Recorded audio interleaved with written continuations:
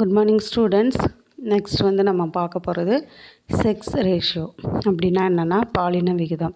இப்போ பீப்புள் இதில் 1000 மேலுக்கு உள்ள இந்த ஃபீமேலுடைய ரேஷியோ குறிக்குது.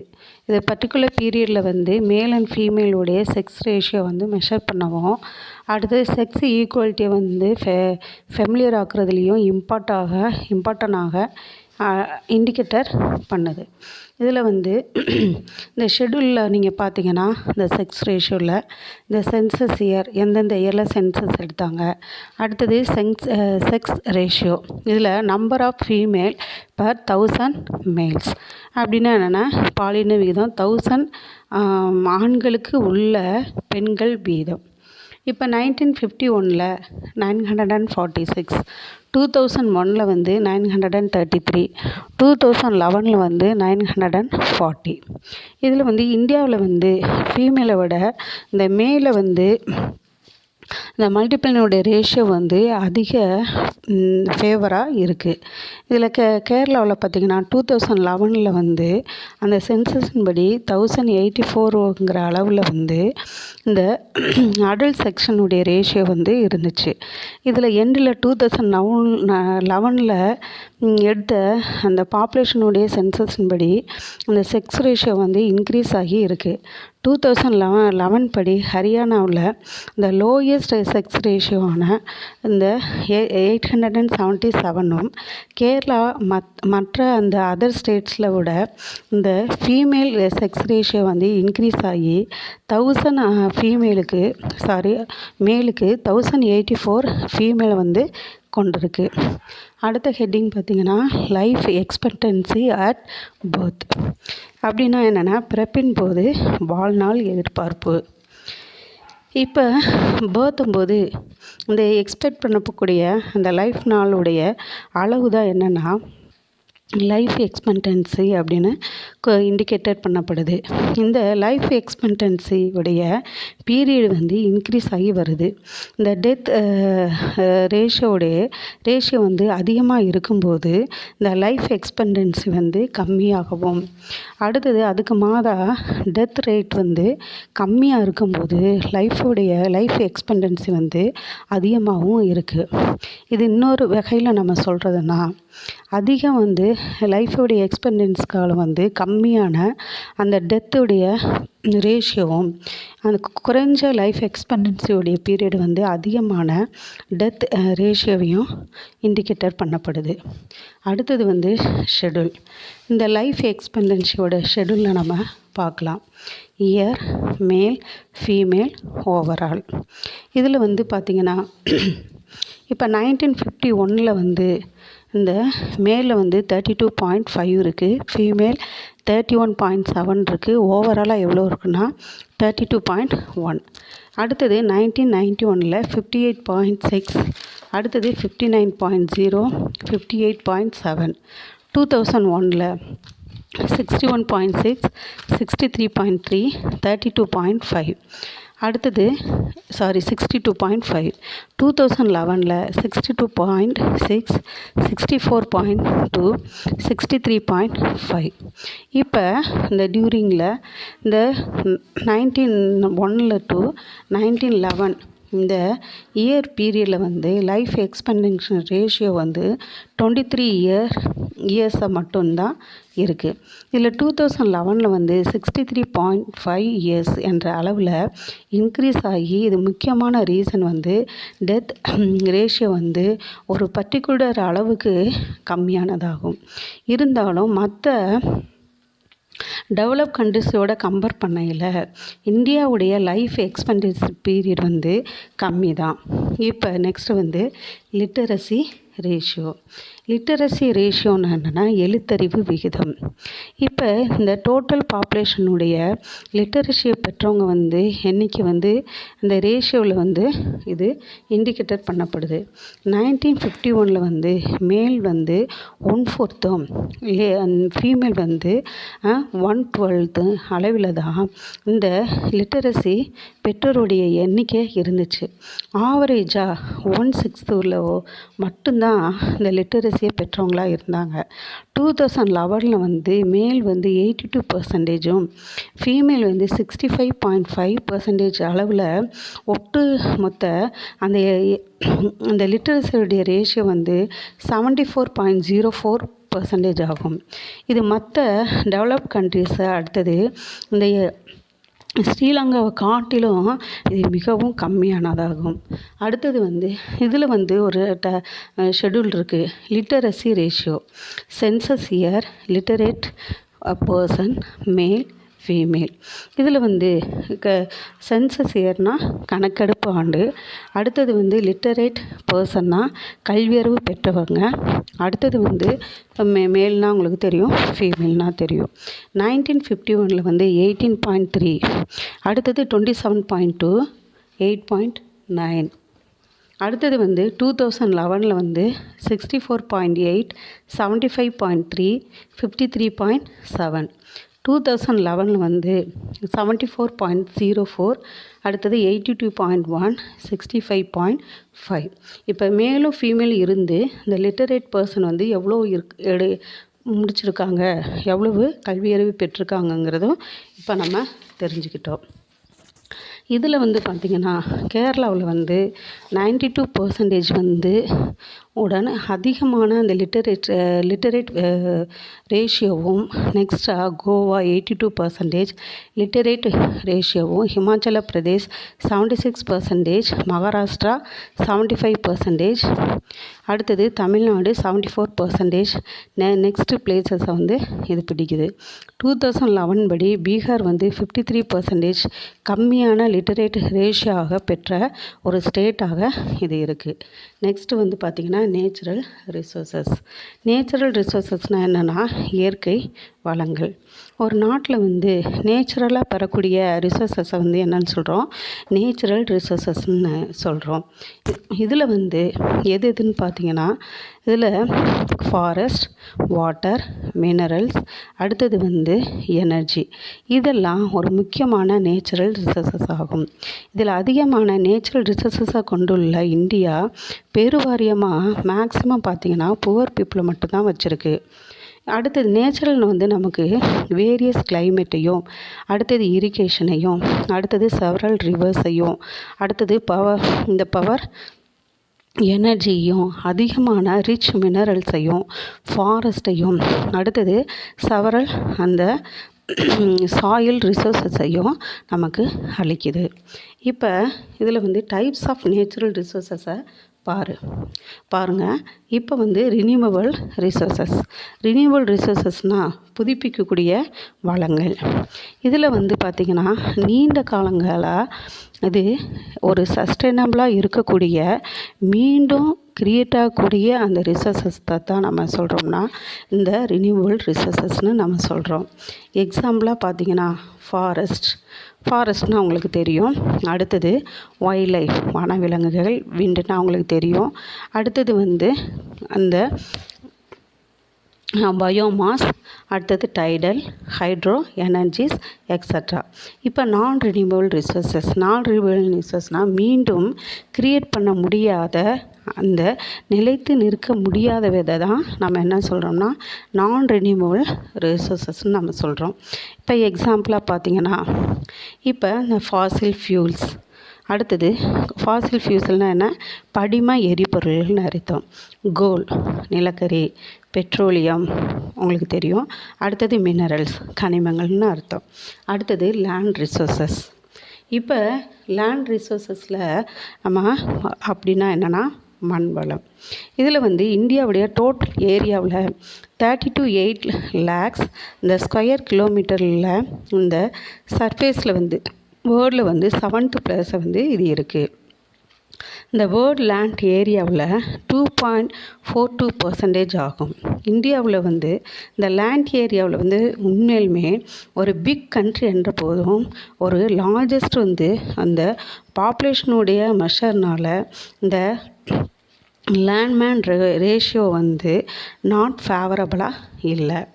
அடுத்தது வந்து நெக்ஸ்ட் வந்து பார்த்திங்கன்னா இந்த அக்ரியோடைய அந்த டேட்டாவுடைய சென்சஸின் படி அதிகமான அந்த அக்ரியோடைய அந்த ஏரியாவில் இந்த விவசாயம் செய்கிறவங்க வந்து அதுக்கு மேலும் கம்மியான எண்ணிக்கையிலும் மிக கம்மியான லேண்டு வச்சுருக்கவங்களும் எப்படி இருக்காங்க, அதிகமான எண்ணிக்கையிலும் இருக்கிறாங்க.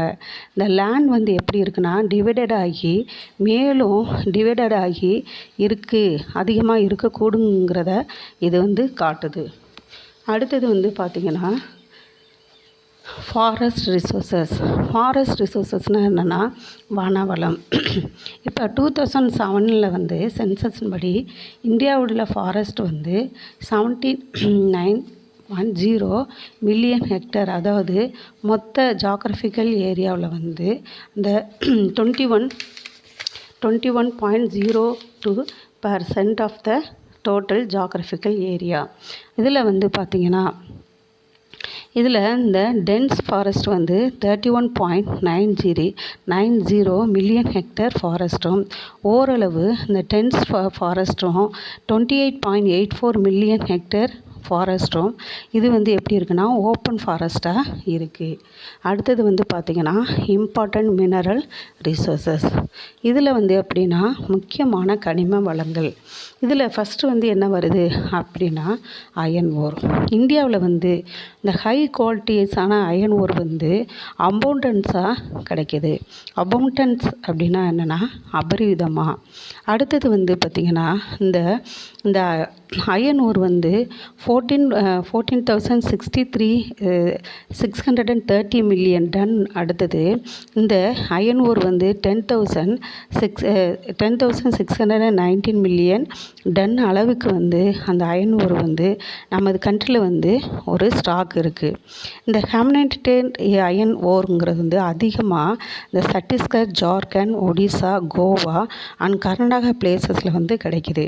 இந்த மேக்னனைட் ஓர் வந்து கர்நாடகாவில் உள்ள இந்த வெஸ்ட் கோஸ்ட்டில் வந்து அதிகமாக கிடைக்கிது. கேரளா, தமிழ்நாடு அண்ட் ஆந்திர பிரதேசில் சம் பிளேசஸில் வந்து இந்த அயன் ஓர் வந்து கிடைக்கிது. நெக்ஸ்ட் வந்து பார்த்திங்கன்னா coal and lignite. Coal and லிக்னைட்னால் என்னென்னா நிலக்கரி அண்டு பழுப்பு நிலக்கரி. இதில் வந்து இந்த ஏர்த்துக்கு அடியில் அதிகமாக கிடைக்கக்கூடியது வந்து என்னென்னா மினரல்ஸ் ஆகும். இந்த கோல்டு வந்து ஒரு இம்பார்ட்டனாக ஆகும். சைனா அண்டு இந்த யூஎஸ்ஏக்கு நெக்ஸ்ட்டாக இந்த கோல்டு வந்து ப்ரொடக்ஷனில் வந்து 3rd பிளேஸில் வந்து இந்தியா இருக்குது. அடுத்தது வெஸ்ட் பெங்கால், பீகார், மத்திய பிரதேசம், மகாராஷ்டிரா, ஒடிசா அண்டு ஆந்திர பிரதேசம் இது வந்து முக்கிய இந்த கோல்டு கிடைக்கக்கூடிய பிளேசஸ் ஆகும். பெங்கால், ஜார்க்கண்ட் அடுத்தது இந்த ஸ்டேட்லேயும் இந்த கோல்டு ஃபீல்டில் வந்து அதிகளவு கோல்டு வந்து கிடைக்கிது. அடுத்தது வந்து பார்த்திங்கன்னா பாக்சைட்னால் என்னென்னா அலுமினிய தாது. இந்த பாக்சைட் வந்து இது வந்து அலுமினியம் ப்ரொடக்ஷன் யூஸ் பண்ணக்கூடிய முக்கியமான ஒரு ஓர் ஆகும். இது ஈஸ்ட் கோஸ்ட்டில் வந்து இந்த ஒடிசா, ஆந்திர பிரதேஷ் ஆகிய பிளேசஸில் அதிகமான அளவு இந்த பாக்சைட் ஓர் வந்து அதிகமாக காணப்படுது. அடுத்தது பார்த்திங்கன்னா மைக்கா உங்களுக்கு தெரியும். இந்த மைக்கா ஒரு ஹீட் ரெசிஸ்டிங் மினரல் ஆகும். ரெசிஸ்டிங் அப்படின்னா என்னென்னா வெப்பத்தை தடுக்கக்கூடிய ஒரு கனிமம் ஆகும். அடுத்தது வந்து பேட் கண்டக்டர் ஆஃப் எலக்ட்ரிசிட்டி, அறுதிர் மின் கடத்தி ஆகும். இந்தியா வந்து டோட்டல் பிஸ்னஸில் வந்து 60% வந்து ஷேரோட மைக்கா தான் ப்ரொடக்ஷனில் ஃபஸ்ட்டு பிளேஸை வந்து பிடிச்சிருக்கு. பெக்னடைட் எனப்பட மைக்காவுடைய ஒரு டைப் வந்து ஆந்திர பிரதேஷ், ஜார்க்கண்ட், பீகார், ராஜஸ்தானில் வந்து கிடைக்கிது. அடுத்தது எலக்ட்ரிசிட்டி எக்யூப்மெண்ட்டில் வந்து அடுத்தது இன்சுலேட்டராக இது யூஸ் பண்ணப்படுது. அடுத்தது வந்து க்ரூட் ஆயில். இந்த க்ரூட் ஆயில்னால் என்ன? சுத்திகரிக்கப்படாத எண்ணெய். இந்தியாவில் வந்து அஸ்ஸாம் அண்ட் குஜராத்தில் இந்த டிஃப்ரெண்ட்டான பிளேசஸில் வந்து க்ரூட் ஆயில் வந்து எடுக்கப்படுது. டிக்பாய், பாடர்பூர், நாகர்காட்டிகா, காசிம்பூர், பலியரியா, ருத்ராப்பூர், சிவசாகர், மாரான்.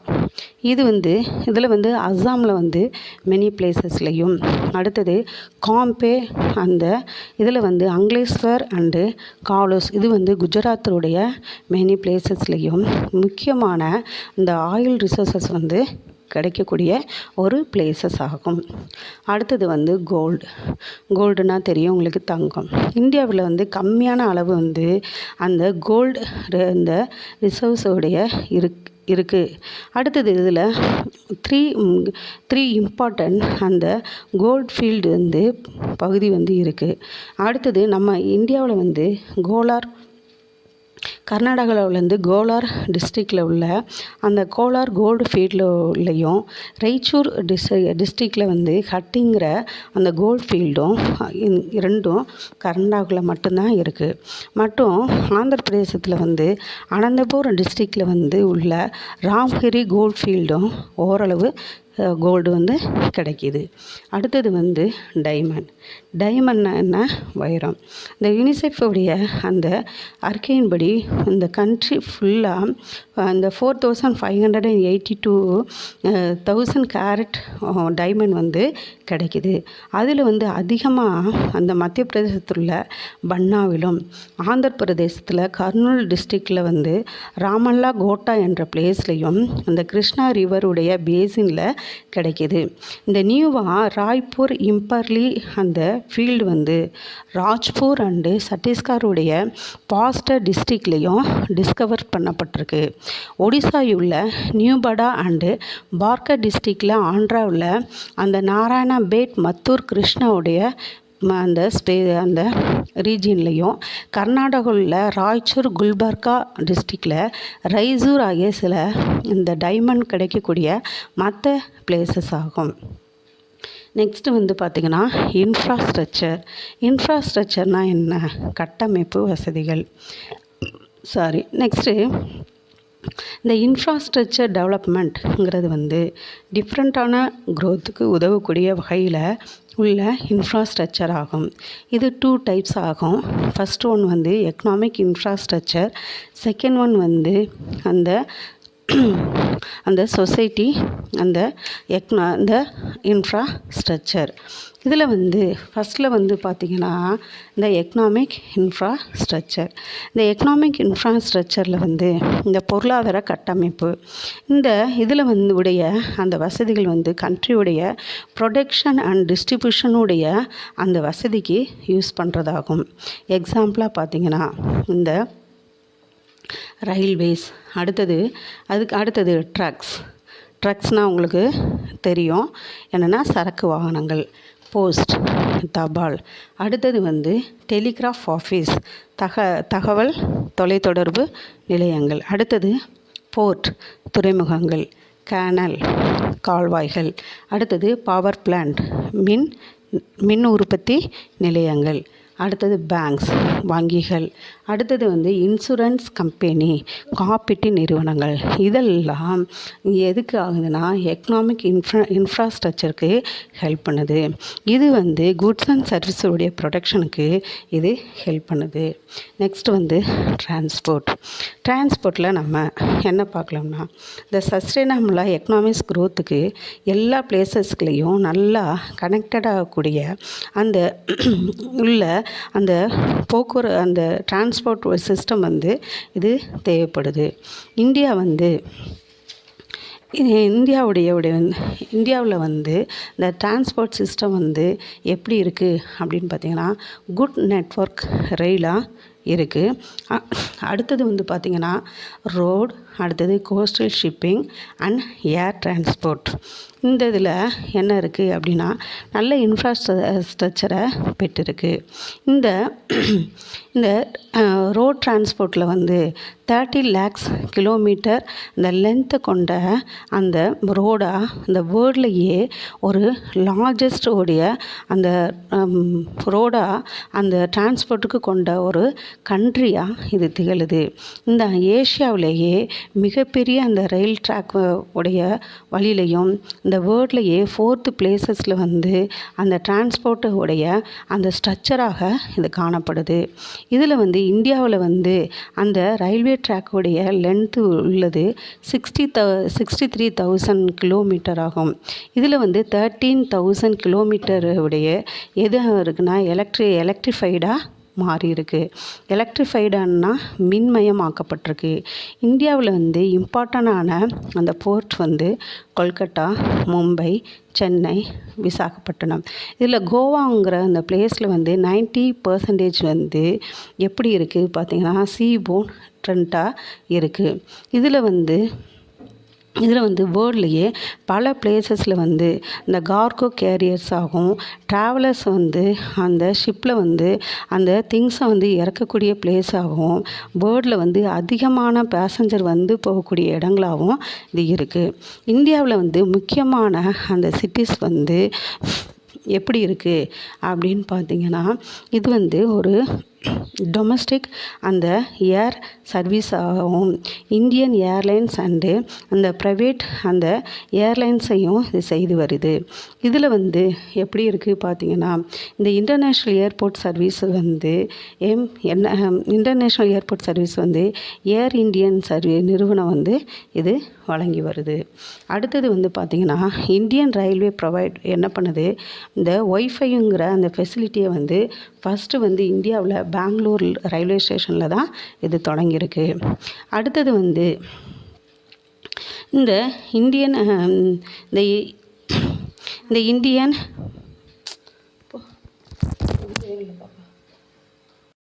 நெக்ஸ்ட்டு வந்து பார்த்திங்கன்னா இந்தியன் ரயில்வே வந்து ஃபஸ்ட்டு வந்து ஒய்ஃபை உடைய ஃபெசிலிட்டிஸை வந்து பெங்களூரில் வந்து தொடங்குச்சு. இதில் வந்து என்ன ஆச்சு பார்த்திங்கன்னா national aviation company of India அப்படின்னா இந்திய விமான போக்குவரத்து நிறுவனம் ஏர் இந்தியாவிலையும் இந்தியன் ஏர்லைன்ஸு இதையும் 27/8/2000 அன்று இது எல்லாத்தையுமே ஒன்றாக இது இணைச்சிச்சு. அடுத்தது சென்ட்ரல் அண்ட் ஸ்டேட் கவர்மெண்ட் வந்து அந்த போர்ட்ஸோடைய அந்த மேனேஜ்மெண்ட் அண்டு க்ரோத்துக்கு குறிப்பாக பர்டிகுலராக சம் மினரல்ஸ் போர்ட்ஸ்க்கு உடைய க்ரோத்துக்கு வழிகாட்ட 1950 வந்து என்ன ஆச்சு அப்படின்னு பார்த்திங்கன்னா நேஷ்னல் ஹார்பர் போர்டை வந்து இது கிரியேட் பண்ணப்பட்டுச்சு. அடுத்தது வந்து பார்த்திங்கன்னா எனர்ஜி அப்படின்னா என்னென்னா ஆற்றல். இப்போ இதில் வந்து நம்ம லைஃபுக்கு தேவையான அந்த காம்பனன்ட்ஸில் ஒன்று வந்து என்னென்னா எலக்ட்ரிக்கல் எனர்ஜி. இன்றைக்கி வந்து ஒரு மாடர்ன் அந்த டெக்னாலஜியில் வந்து உடைய பீரியடில் இந்த எலக்ட்ரிசிட்டி இல்லாமல் நம்மளால் வாழ்கிறது வந்து ரொம்ப கஷ்டம். இந்த எலக்ட்ரிசிட்டி ப்ரொடக்ஷனுக்கு யூஸ் பண்ணக்கூடிய அந்த ரா மெட்டீரியலுடைய பேசிக்கில் இந்த 2 டைப்ஸாக கிளாஸிஃபை பண்ணப்படுது. இதில் என்ன அப்படின்னு பார்த்தீங்கன்னா ஃபஸ்ட்டு ஒன்று வந்து நான் ரினியூவபிள் எனர்ஜி சோர்சஸ், புதுப்பிக்க இயலாத மின்னாற்றல் மூலங்கள். செகண்ட் ஒன்று வந்து பார்த்திங்கன்னா ரினியூவபிள் எனர்ஜி சோர்சஸ், இப்போ புதுப்பிக்கக்கூடிய மின்சக்தி மூல வளங்கள். இதில் வந்து ஃபஸ்ட் ஒன் வந்து பார்த்திங்கன்னா இந்த நான் ரினியூவபிள் எனர்ஜி சோர்சஸ் இதனுடைய நேமுக்கு ஏற்றாற் போல் இத்தகைய சோர்சஸை நம்ம அகெயினாக யூஸ் பண்ண முடியாது.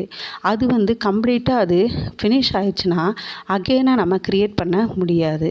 இந்த எனர்ஜியோடைய சோர்சஸ் வந்து கண்டினியூவாக யூஸ் பண்ண அதை நம்ம என்ன பண்ணா காலப்போக்கில் அது என்ன செய்யணும்னா அது தீர்ந்து போகும். இப்போ எக்ஸாம்பிளான்னு சொல்லிட்டோம்னா கோல், நிலக்கரி, பெட்ரோலியம், அடுத்தது நேச்சுரல் கேஸ் அண்டு எக்ஸட்ரா. அடுத்தது வந்து பார்த்திங்கன்னா ரினியூவல் எனர்ஜி சோர்சஸ் அப்படின்னா என்ன, புதுப்பிக்கக்கூடிய மின்சக்தி மூலங்கள். இத்தகைய சோர்சஸை அகைன் அண்ட் அகெயினாக யூஸ் பண்ண முடியும். ஏன்னா இத்தகையமான இந்த சோர்சஸை வந்து இது கம்ப்ளீட் ஆகாது, அது தீர்ந்து போகாது. இதை வந்து நம்ம ஒரு அதிகமாகவும் அடுத்தது வந்து எப்படி இருக்குது அப்படின்னு பார்த்திங்கன்னா ஒரு கம்ப்ளீட்டாக முடியக்கூடியதுமா இருக்காது, இது இருந்துக்கிட்டே இருக்கும். அதுக்கு நம்ம எக்ஸாம்பிளாக என்ன சொல்லலாம்னு பார்த்திங்கன்னா solar energy, wind energy, tidal energy, இந்த geothermal energy, biomass energy. Solar எனர்ஜினா சூரிய சக்தி, விண்ட் எனர்ஜினா காற்று சக்தி, டைடல் எனர்ஜினா அலைகள் சக்தி, அந்த ஜியோதெர்மல் எனர்ஜினா என்னென்னா புவி வெப்ப சக்தி, பயோமாஸ் எனர்ஜினா என்னென்னா உயிரி எரிவாயு சக்தி. அடுத்தது இதில் வந்து சம்டைம்ஸ் என்ன ஆகுது, ரினியூவபிள் சோர்சஸான இது வந்து வழக்கில் இல்லாத ஒரு அந்த எனர்ஜியாகவும் இதை அழைக்கிறது உண்டு. ஏன்னா இந்த ரிசோர்ஸஸை வச்சு இந்த பிஃபோர் பீரியடில் வந்து இந்த இந்த எலக்ட்ரிக்கல் இந்த எனர்ஜியை வந்து ப்ரொடக்ஷன் செய்யப்படவில்லை, இல்லாட்டி அது வழக்கத்தில் இல்லை அப்படின்னு நம்ம சொல்லலாம். அடுத்தது வந்து பார்த்திங்கன்னா நெக்ஸ்ட்டு சோசியல் இன்ஃப்ராஸ்ட்ரக்சர். சோசியல் இன்ஃப்ராஸ்ட்ரக்சர்னால் என்ன? சமூக கட்டமைப்பு. இதில் வந்து இந்த சோசியல் இன்ஃப்ராஸ்ட்ரக்சர் வந்து இதை என்ன ஆகுது அப்படின்னு பார்த்தீங்கன்னா, இந்த எதை இம்ப்ரூவ் பண்ணுறதா இருக்குன்னா குவாலிட்டி ஆஃப் மேன் பவரையும் contributive indirectly towards the growth of எக்கனாமியும் இருக்குது. இதில் வந்து இதைத்தான் நம்ம என்ன சொல்கிறோம்னா சோசியல் இன்ஃப்ராஸ்ட்ரக்சர்னு சொல்கிறோம். இந்த ஸ்ட்ரக்சர் வந்து ப்ரொடக்ஷனுக்கும் டிஸ்ட்ரிபியூஷனுக்கும் வெளியே தான் இது இருக்குது. இந்த சோசியலுடைய ஸ்ட்ரக்சர்லுடைய அந்த டெவலப்மெண்ட்டு இந்த மனித ரிசோர்ஸோடைய எபிலிட்டியையும் அடுத்தது பார்த்திங்கன்னா இந்த ப்ரொடக்டிவிட்டியையும் இன்க்ரீஸ் பண்ணக்கூடியது. எக்ஸாம்பிளாக பார்த்திங்கன்னா schools, colleges, hospitals and civics immunities அப்படின்னா பொது வசதி. அடுத்த இதெல்லாம் ஒரு கம்மியான இந்த சோசியலுடைய அந்த பேசிக்கான அந்த இன்ஃப்ராஸ்ட்ரக்சர்னால் இந்தியனுடைய சர்வீசஸுடைய ப்ரொடக்டிவிட்டி கம்மியாக இருக்கிறதுக்கு காரணமாக இருக்குது. இதில் வந்து சோசியல் இன்ஃப்ராஸ்ட்ரக்சருடைய நிலையையும் அதனுடைய குரோத்தை பற்றியும் நம்ம பார்க்கலாம். ஃபஸ்ட்டு வந்து பார்த்திங்கன்னா எஜுகேஷன் இன் இந்தியாவுடைய கல்வி. இந்தியாவில் வந்து குருகுல மெத்தடில் வந்து தான் ரொம்ப காலமாக அந்த எஜுகேஷன் வந்து டீச் பண்ணப்பட்டுச்சு. ப்ரெசண்ட்டாக இந்த டெவலப்பிங் உடைய எக்கனாமிக் உடைய அந்த டிமாண்டுக்கு ஏற்ப இந்தியாவுடைய எஜுகேஷன் மெத்தட் வந்து ஒரு ஃபாஸ்ட்டாக வளர்ந்து வருது. இந்த எம்ஹெச்ஆர்டி அப்படின்னா என்னென்னா ministry and human resource development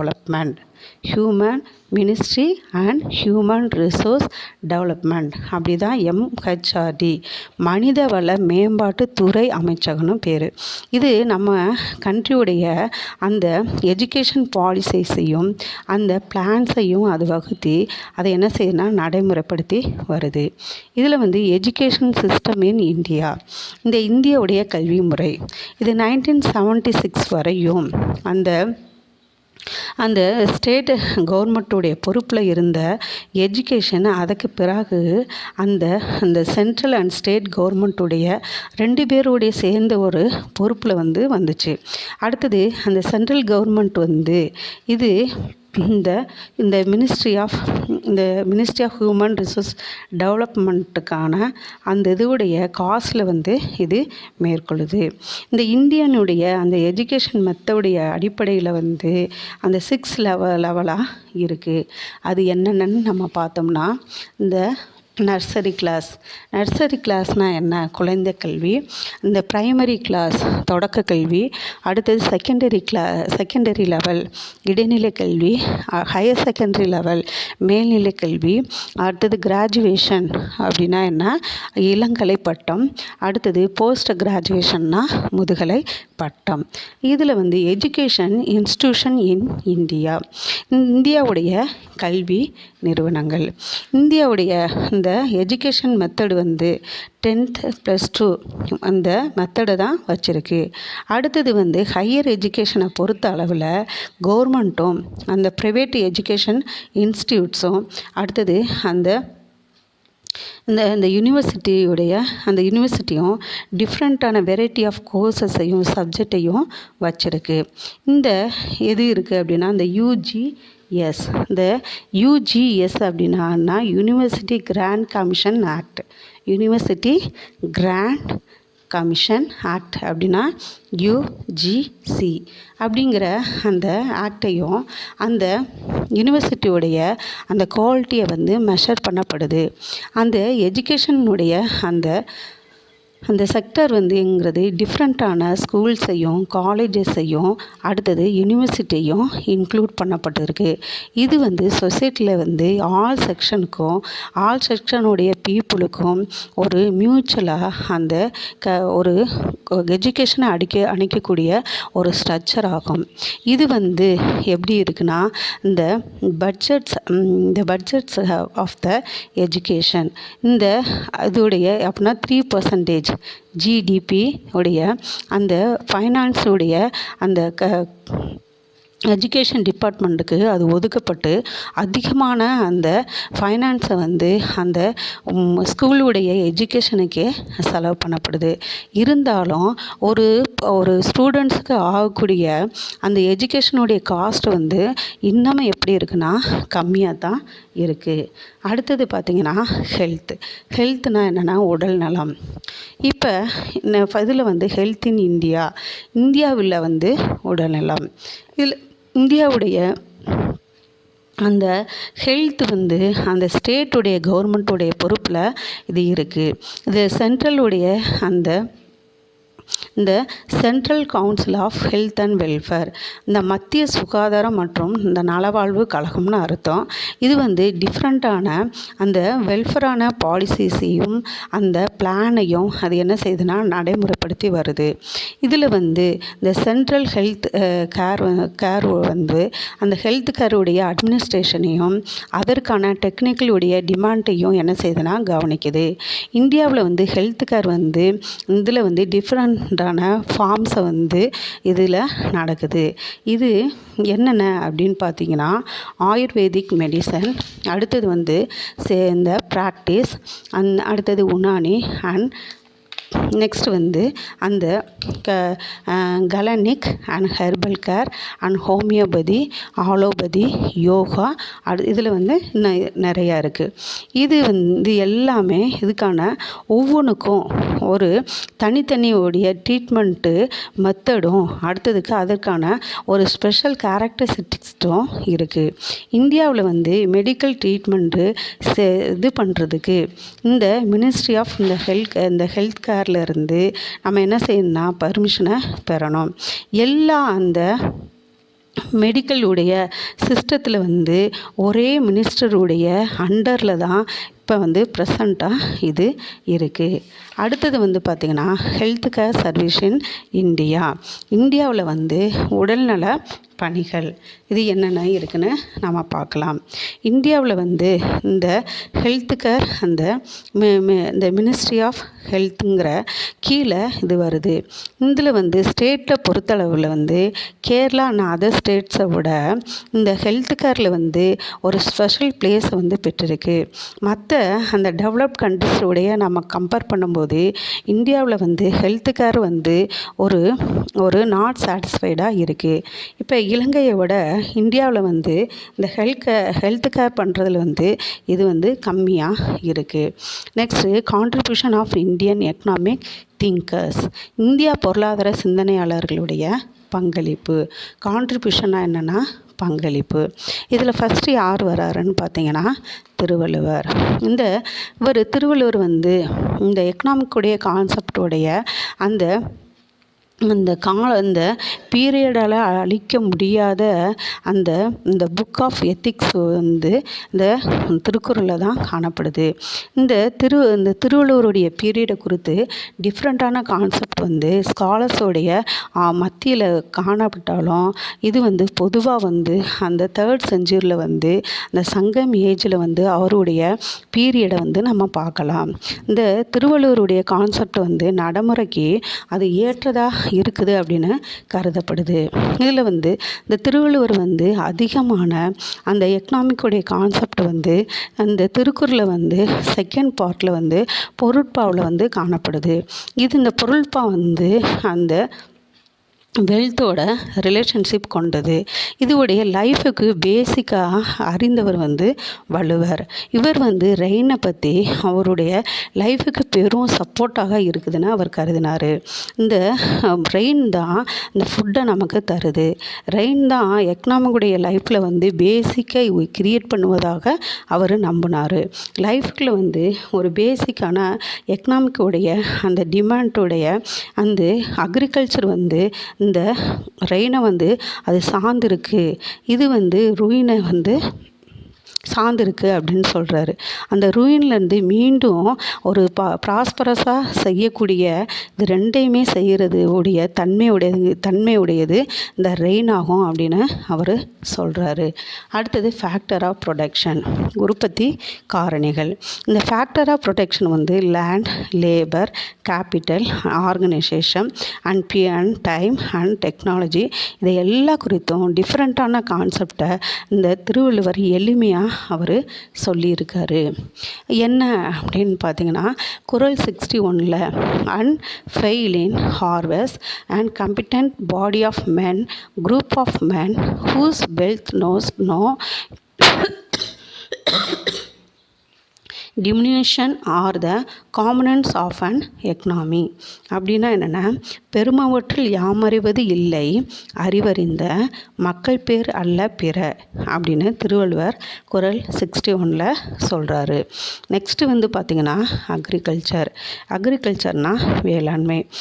Valluvar இந்த அக்ரிகல்ச்சரை ஒரு பேசிக்காக இந்த எக்கனாமிக்குடைய ஆக்டிவிட்டி அப்படின்னு சொல்கிறாரு. இதில் வேர்ட்லேயே இதில் ஒரு அந்த ஆக்சில் பின்னாக இந்த எக்கனாமிக்கில் இருப்பதாகவும், இந்த எக்கனாமிக்ஸ் ரீதியாக மற்ற அந்த செக்டரில் ஒரு ப்ராஸ்பரஸாக இந்த இந்த அந்த அக்ரிகல்ச்சருடைய அந்த செக்டரில் ப்ராஸ்பரஸை அது சார்ந்திருக்கு. இதை இந்த ப்ளஃப்மேன் மட்டும்தான் ஒரு முக்கியமான ஒரு மேனாகும் அப்படின்னு அவர் சொல்கிறாரு. இதில் இப்போ இந்த குறள் இந்த 1032ல் அவர் சிலதை சொல்கிறாரு. என்ன சொல்கிறாரு அப்படின்னு பார்த்தீங்கன்னா, leave as the freeman of the soil, the rest are mere slaves that follow on their toil. இது குறள் 1032. அப்படின்னா என்னென்னா, உழுதுண்டு வாழ்வாரே வாழ்வர் மற்றெல்லாம் தொழுதுண்டு பின் செல்பவர் அப்படின்னு இது தமிழில். இப்போ இந்த அக்ரிகல்ச்சரில் மற்ற ஆக்குபேஷனை விட உயர்ந்தது அக்ரிகல்ச்சர்னு வள்ளுவர் கருதுகிறாரு. Next public finance. பப்ளிக் ஃபைனான்ஸ்னால் என்னென்னா பொது நிதி.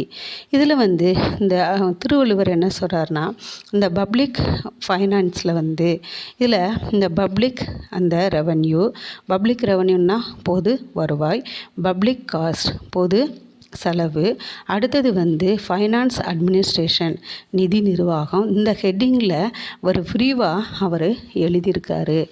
என்ன எழுதியிருக்கிறாரு அப்படின்னு பார்த்தீங்கன்னா, ஃபஸ்ட்டு கிரியேஷன் ஆஃப் ரெவன்யூ வருவாயை உருவாக்குதல், அடுத்தது கலெக்ஷன் ஆஃப் ரெவன்யூ வருவாயை சேகரித்தல், அடுத்தது மேனேஜ்மெண்ட் ஆஃப் ரெவன்யூ இந்த வருவாயை நிர்வாகம் செய்கிறது, அடுத்தது பப்ளிக் எக்ஸ்பெண்டிச்சர் பொது செலவு. இதையெல்லாம் அவர் என்ன செய்கிறாருன்னா பப்ளிக் ஃபைனான்ஸில் அவர் எழுதியிருக்கிறாரு. நெக்ஸ்ட்டு பப்ளிக் எக்ஸ்பெண்டிச்சர் அப்படின்னா என்னென்னா பொது செலவு.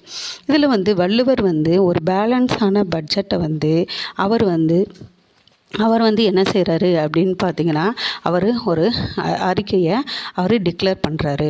ஒரு கண்ட்ரி அதனுடைய காஸ்ட்டை அதுக்கு அவங்களுடைய கண்ட்ரோலில் வச்சுருக்கிற பட்சத்தில் தான் அவனுடைய இன்கம் கம்மியாக இருந்தாலும் அது அஃபெக்ட் ஆகாது அப்படின்னு சொல்கிறாரு. இதில் அந்த ஃபைனான்ஸ்க்கான அந்த பாலிசியை அவர் போக்கும்போது செய்ய வேண்டியது அவர் சொல்கிறதுனா, எப்போதுமே அந்த சர்ப்ளஸில் அந்த ஃபைனான்ஸ் மட்டும் இருக்கட்டும். இதில் சம் டைமில் அந்த ஈக்குவல் ஃபைனான்ஸோடைய அந்த ஸ்டேஜ் இருக்கலாம். ஆனால் அது ஒருபோதும் ஒரு ஸ்கார்சிட்டியோடைய ஃபைனான்ஸுடைய லெவலுக்கு மட்டும் கூடாது. இது பப்ளிக் எக்ஸ்பெண்டிச்சர் கீழே காணப்படும் இந்த 3 இந்த டைப்ஸுக்கு அது செலவு பண்ணுமாறு அவர் வலியுறுத்துறாரு. எது அப்படின்னு பார்த்தீங்கன்னா டிஃபென்ஸு அப்படின்னா என்னென்னா பாதுகாப்பு. அடுத்தது பார்த்திங்கன்னா பப்ளிக் ஒர்க்ஸ்னால் என்னென்னா பொது பணிகள். அடுத்தது என்னென்னா சோசியல் சர்வீஸ்னால் என்னென்னா சமூக பணிகள். Okay students, thank you.